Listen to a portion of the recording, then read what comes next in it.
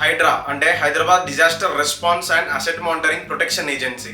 అసలు ఈ హైడ్రా యొక్క ముఖ్య ఉద్దేశం ఏమిటంటే గవర్నమెంట్ భూములను, చెరువులను కబ్జాలకు గురి కాకుండా చూసుకోవడం, అలాగే ఏవైనా న్యాచురల్ డిజాస్టర్స్ వచ్చినప్పుడు వాటి నుండి ప్రజలను కాపాడడం. నిజానికి హైడ్రా వలన ప్రజలకి లాభమా నష్టమా అనేది తెలియాలి అంటే 1908 హైదరాబాద్లో వచ్చిన ఒక డేంజరస్ ఫ్లడ్ డిజాస్టర్ గురించి మీకు తెలియాలి. 1908 సెప్టెంబర్ 28వ రోజున ఒక సైక్లోన్ వలన హైదరాబాద్లో భారీగా వర్షాలు పడ్డాయి. ఆ వర్షాల వలన హైదరాబాద్లో హెవీ ఫ్లడ్స్ వచ్చి 2000 మంది మరణించారు. అలాగే హైదరాబాద్లోని చాలా ఏరియాస్ డిస్ట్రాయ్ అయిపోయాయి. ఆ వరదల నుండి కోలుకోవడానికి హైదరాబాద్కి 3 years టైం పట్టింది. ఆ వరదలు వచ్చినప్పుడు హైదరాబాద్లో 788 చెరువులు ఉన్నాయి.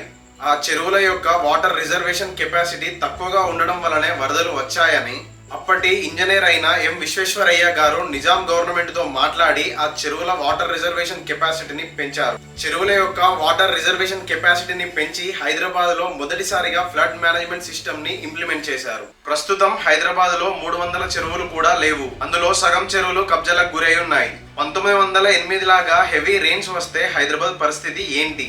అప్పుడు ఉన్న పాపులేషన్ ప్రకారం 2000 మంది మరణించారు. ప్రస్తుతం పెరిగిన పాపులేషన్ ప్రకారం ఎన్ని లక్షల ప్రాణ నష్టం జరుగుతుందో మీరే ఆలోచించండి. సో ప్రజెంట్ హైడ్రా రికవర్ చేసే చెరువుల వలన హైదరాబాద్ ని ఫ్లడ్స్ నుండి రక్షించవచ్చు.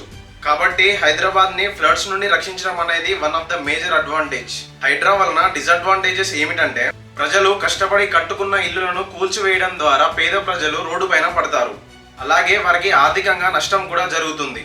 దీనిపై నా ఒపీనియన్ ఏమిటంటే గవర్నమెంట్ ముందుగానే పేద ప్రజలను గుర్తించి వారికి ఆర్థిక సహాయం అలాగే గృహాలను నిర్మిస్తే బాగుండు అని అనుకుంటున్నాను.